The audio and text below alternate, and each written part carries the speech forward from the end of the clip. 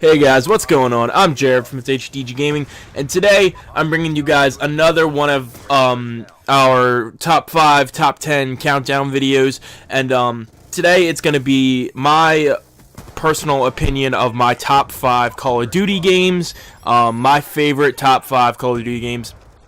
I just want you guys to keep in mind throughout this video that, like I said, it is my personal opinion. Everyone's personal opinions are different.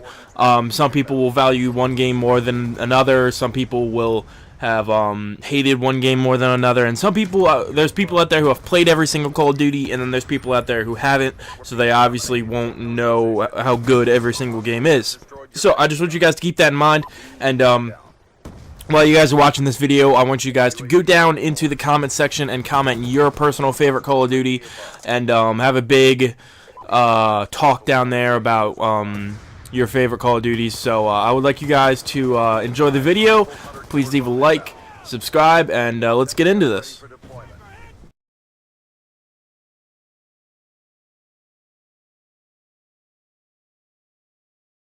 So coming in at number 5, to start off the list, we have Call of Duty Modern Warfare, the first Modern Warfare, and the first Call of Duty that was not actually based in the past. Before this, every Call of Duty had been in, like, World War II, but Infinity Ward, the people who developed this game, went out and they thought, we're going to make this the first Call of Duty that is in modern times, and it just had so many iconic missions. Like, as you guys can see here, the AC-130 mission, which probably if it wasn't for this mission, the AC-130 would not have been in Modern Warfare 2. The reputation that this mission got, and after they saw how much people loved it, they probably realized we should probably put this in another game because it's getting such a good reputation.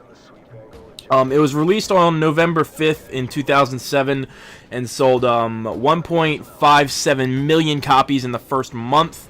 Throughout the most of the campaign, you play as Soap, and I think that's really cool. Just, you know, after this game, we saw how much Soap progressed and what type of character he formed into, so it was really cool to know at one point you were playing as him. It was the first Call of Duty to have kill streaks, and that was obviously revolutionary. And it just, the campaign had so many intense missions, like the mission in Chernobyl right here, and when you snipe Zakhaev, it's just iconic. Like, that's the only thing that could come to mind right now. Just so many revolutionary moments, and the multiplayer was obviously, as a lot of people know, it was really, really good. Before this, everyone had been playing like World War II style combat multiplayers, but this was the first multiplayer that brought it into the modern times, and obviously a lot of people liked it, and sadly I didn't get to play that much of Modern Warfare. My first Call of Duty was Modern Warfare 2, so I didn't really get to play much of this, sadly, but even when I do play it now, I still have a lot of fun with it. So that's why Call of Duty Modern Warfare starts off the list at number 5.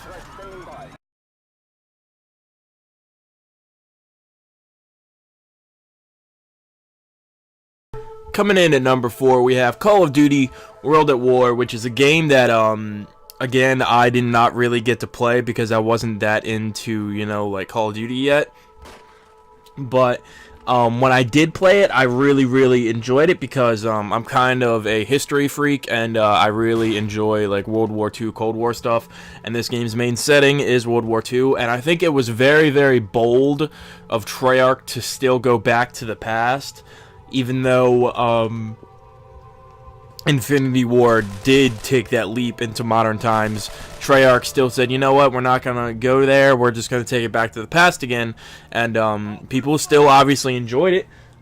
Came out on November 11th in 2008, sold 1.41 million copies in the month it was released, and throughout the campaign you play on the Russian and American fronts as two different guys. And something that I noticed was that the zombie characters, you could see them in multiple times throughout the campaign. You can see Dempsey and Nikolai as just like normal characters throughout the campaign. And this campaign also, like Modern Warfare is it had some really intense moments, like the Black Cat mission, as you guys are seeing now. That mission was really intense, and it's one of my favorite missions in the whole campaign. And it was just a lot of fun to play through, especially, like I said, since I'm a history freak. And the multiplayer was fantastic. Like I said, even though the year before we went into modern times, Treyarch still made it a lot of fun to go back and play with these older weapons and still have a good bit of fun. And then, of course, there is Zombies, which obviously everyone knows is very iconic. And this was the first game to actually have zombies in it. So that, as itself, as a fact, is revolutionary.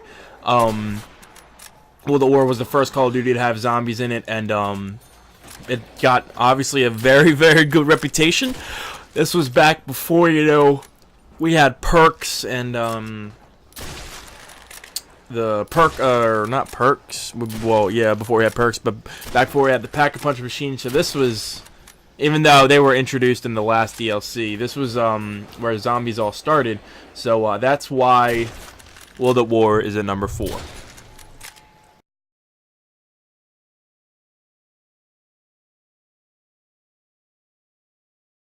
At number 3, we have the first Call of Duty Black Ops, a game which I was extremely excited for when I saw that it first came out. The level of customization that you were allowed to have, like, this is the first Call of Duty that allowed deep, thorough customization, and the campaign was set in like a Cold War era with a lot to do with the Soviet Union and the CIA and just all that, you know, nitty-gritty shit. Came out on November 9th, 2010. Released 5.6 million copies in the first 24 hours, so it's really showing you how Call of Duty was growing. Throughout the whole campaign, you play as Alex Mason. It was the first Call of Duty to have theater in multiplayer, and that was a extremely helpful addition to multiplayer because you know, if back then, not even back then, it was only like, God, that was 4 years ago. If you know, you had a really good game and you weren't recording at the time, you could just go back to theater and bam, it's right there.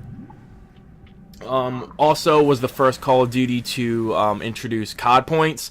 So throughout the throughout your multiplayer experience, you know, before this, you know, you ranked up to a certain level, you unlock something, bam, you can use it.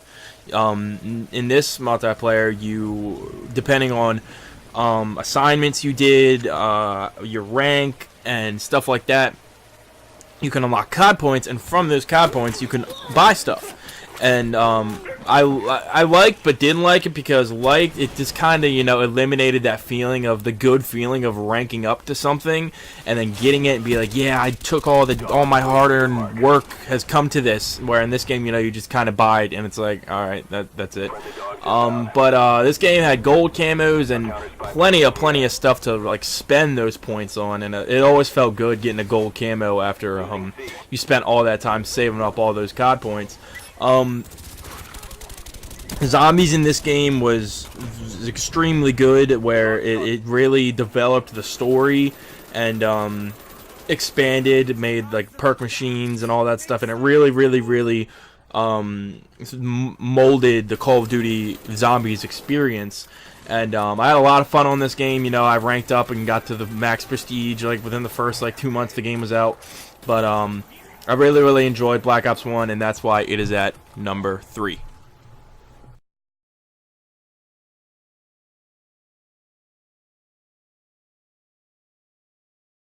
At number 2, we have Call of Duty Modern Warfare 2, a game that was indeed the first Call of Duty that I ever played. And like I said, this is based on my personal opinion, so I thought, hey, I should put it at number 2. It came out on November 10th, 2009. 4.7 million copies were sold in the first 24 hours. So, as you guys can see, like where World at War and the first Modern Warfare had like 1.5 million copies sold in the first month, these games are getting more than double that in the first 24 hours. So it's really showing you guys how much like Call of Duty has like expanded and grown in that time. This was the first game to offer selectable kill streaks. You know, before this, it was UAV, airstrike, artillery, or UAV, airstrike, chopper. This game, you know, it gave you a repertoire of all these really, really cool kill streaks, like the AC-130, the chopper gunner, the tactical nuke, the Pavlo. Like, it gave you this vast armory of kill streaks that you could go out there and try and earn. And that made the multiplayer obviously extremely fun. Was the first Call of Duty to have Spec Ops. So if you weren't, like, if you were done the campaign, multiplayer might have been pissing you off, you could go play Spec Ops. And I will say this multiplayer was a little bit tainted, you know, with the whole fucking one-man army, noob tube, danger close stuff. But nonetheless, it was an extremely, extremely fun multiplayer, and I spent hours upon hours and even days playing it. And this was like before I had Xbox Live. I played through the campaign and I loved it. Then when I finally got Xbox Live, I played the multiplayer, and you know, it just opens up a whole new world for you. And the multiplayer is just me and Kyle go back to this day and play it, and it's a lot of fun. It's goofy, and by goofy I mean you have to make it goofy. It's obviously serious, but you have to have fun with it. Me and Kyle have a lot of fun with it, and I just remember back in the day, me and my friends just playing this game, and you know, nuke hunting, and just always trying to get nukes and having a lot of fun. And This game is a personal favorite to me, so that's why I have it at number 2.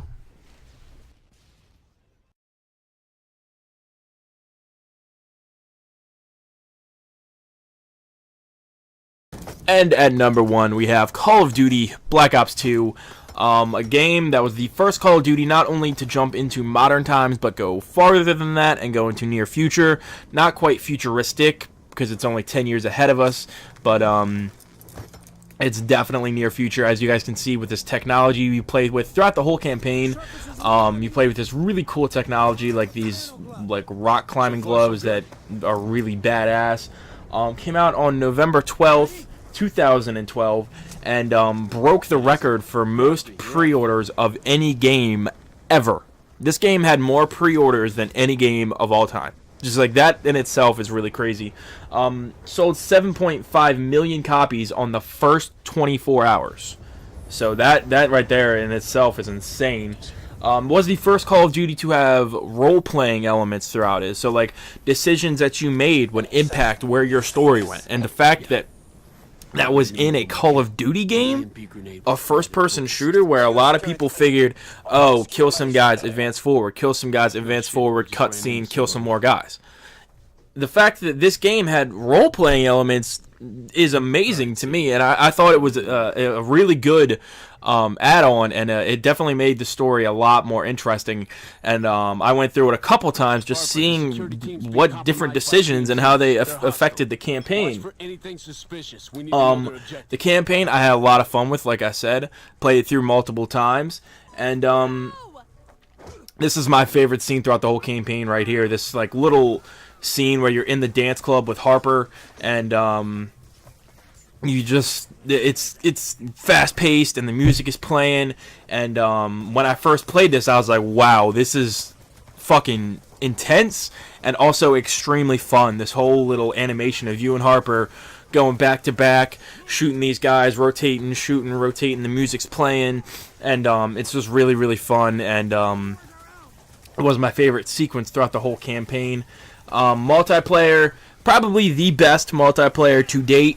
Extremely popular with competitive players, extremely popular with non-competitive players. And what do I have to say? I mean, it was just the best we could have. It was picture perfect. And just the fact that, like, we can say that. Like, usually when you talk about Call of Duty, there's always one thing you can complain about. This multiplayer is the closest Call of Duty has gotten to perfect. And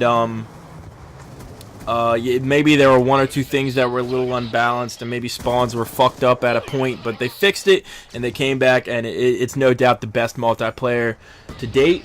But then when you talk about zombies, you get into a whole nother realm. Black Ops 2 Zombies is my favorite zombies so far between World at War and Black Ops because, while yes, throughout some of the maps you weren't playing as, Richtofen, Takiao, Dempsey, and Nikolai, you were playing as either like FBI agents, CDC guys, or the new crew.